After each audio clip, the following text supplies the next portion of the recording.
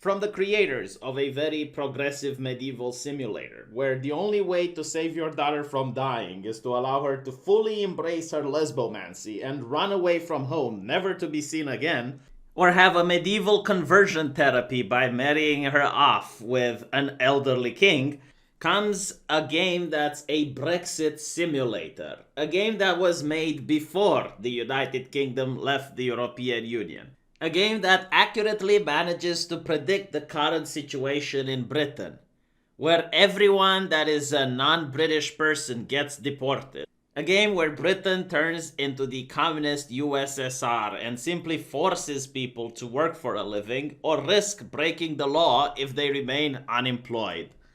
Yes, that actually happened under the Iron Curtain, believe it or not. Now, the gameplay is eerily familiar. It's as if I have seen it somewhere else. I just can't remember where. You have to look at people's papers and make sure that the documents are in order. You have to check the date, you have to check the age, you have to make sure that every stamp is in the right place, and you have to make sure that the face on the ID card of a person matches to that of the actual person in front of you. It's a gameplay mechanic that seemed to be unique to another indie game. I just can't remember which. But anyway, the game is also filled with very subtle political messages, and the authors do not try to hide their political opinions. Now, it is fine when you have certain political leanings, like in the case of Paper Please, it's obviously a game against communism. But it does happen in a fictional land, it does happen to fictional people, and it doesn't feel like the game is necessarily preachy or trying to say socialism or communism bad. It just says that life under Arstotzka is bad, and it leaves the gamer to make up his own conclusions. Maybe he can say that real socialism hasn't ever been tried, and the Arstotzka version of communism isn't real communism. But in the case of Not Tonight, the developers go out of their way to leave no room for interpretation about the correct politics. You see, in their imaginary land, it seems that Britain is a country that is meant to develop into fascism. The only thing that prevents Britain from becoming an authoritarian hellhole is the enlightened light of the European Union. And once Britain leaves the European Union, you will have secret police. You will have citizens forced to carry their phone with them and install apps from the government that will monitor their social credit score. I wonder what other country in the world does that. The NHS, of course, becomes privatized, and the hospital bills are incredibly high. So, all in all, the developers are saying that Britain as a nation is incredibly evil, with authoritarian tendencies and with a will to make people suffer. But it's only that the European Union exists that it manages to keep all these authoritarians and fascists within the British government to heal. It is only through the light and democracy of the European Union that people in Britain can remain free. So once you understand the mentality of the developers, you should not be shocked when you notice that London is now building an actual wall in order to prevent immigration. Or that one of the bars is being blown up as part of a false flag operation by the right-wing government in order to spark more xenophobia. It really makes no sense when you think about it, considering that the right-wing government is already in power and doesn't really need false flags in order to spark xenophobia. But using logic in order to understand this game is not really the point. When the game starts, you get to choose between several ethnicities, whether you want to be a person with a Spanish origin or a France origin or some other European countries. In the end, doesn't really matter. It is a false choice. I guess the developers want you to feel like, how would you like it if you were born in Britain, but one of your parents was of a different ethnicity, and once Brexit happens, you will be deported from where you came from. That would be really bad, wouldn't it? That would be horrible, is it not? Except the actual gameplay contradicts the horrors of it. You see, the moment the game begins, you're already assigned a job. Considering that there are so many jobless and unemployed people that would love to get a job, for me as an Eastern European looking at this is like, wow, that seems like a really nice system. You mean the government will hand me work? Wow, where can I sign up? But it's not only the fact that you are assigned a job, you can make some really good money by just performing your job, not even taking bribes. Towards the end of the game, I was making around £2,000 per night just by doing bouncing. How is that a bad way to live? I do not understand. Now, the game, being made by white leftist twats, is trying to suggest that being a bouncer is something repetitive in nature, is a really boring job, and in fact, it is hell on earth. But I never felt like that. I had fun bouncing people, and I'm pretty sure there are actual bouncers working at nightclubs that they do take some pride and enjoyment of their life. I mean, sure, it is not a prestigious job like being a game developer, but it is still a nice job to have considering that other people are unemployed.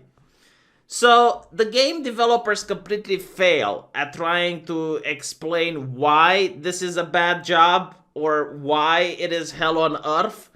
I mean, I guess in Papers, Please, you could make the argument that being a person that is working at the border might be a stressful job given all the attacks that were happening there.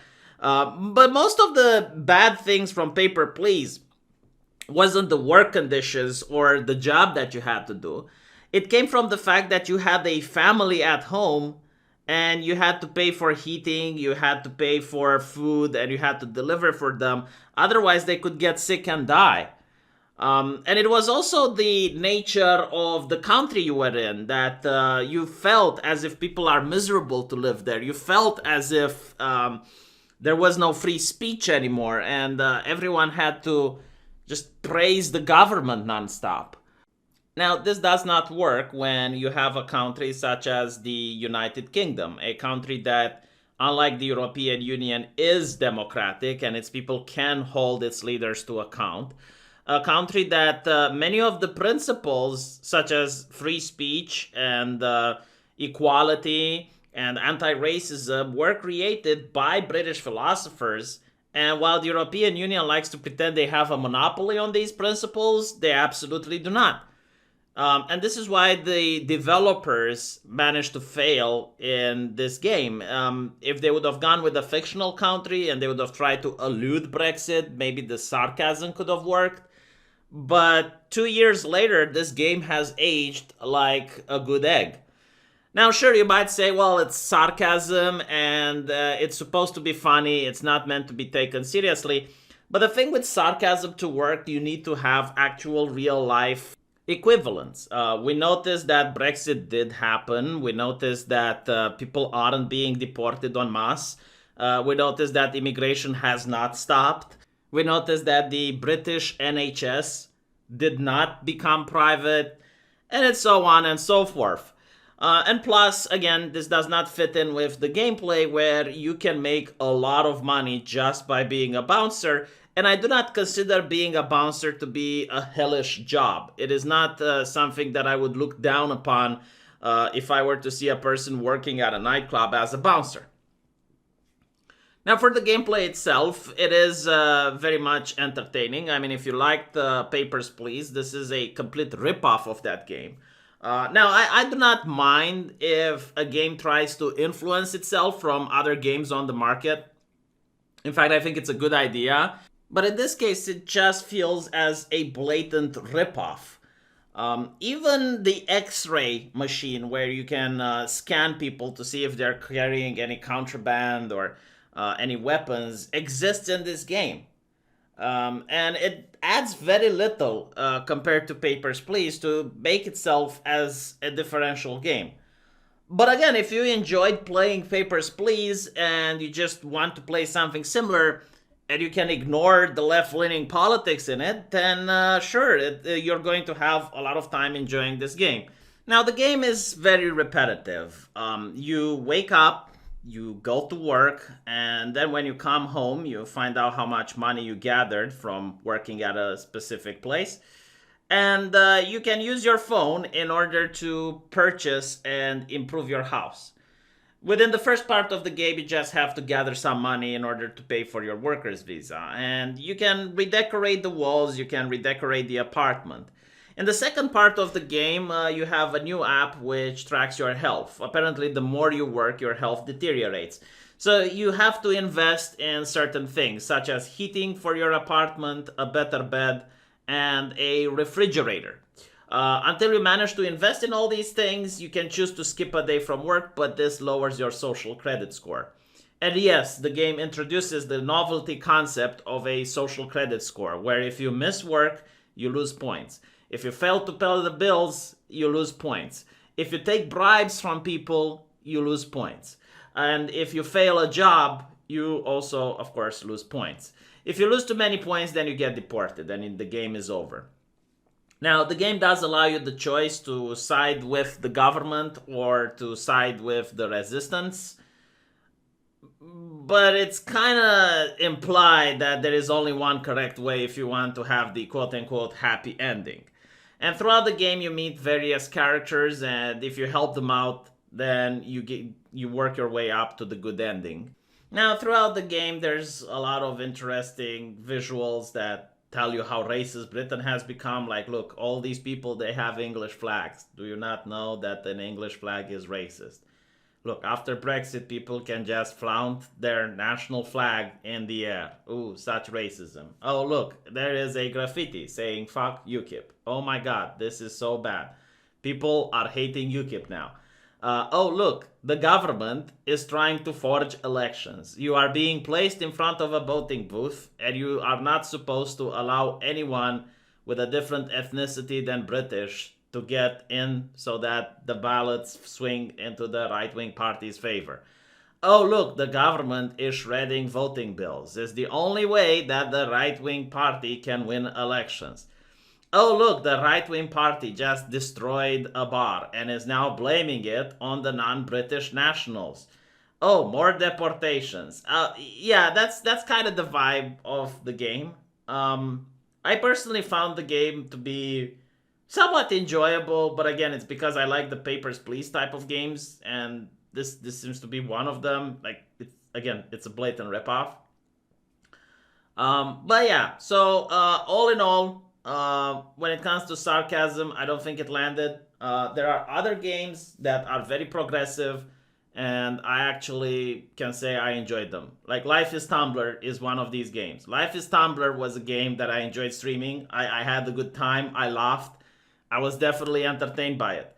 I really like the aspect of seeing how girls bully each other, which is very different than how guys bully each other. But anyway, that is a conversation for another time when I need to review Life is Tumblr. Still, my point is there are progressive games that can be good.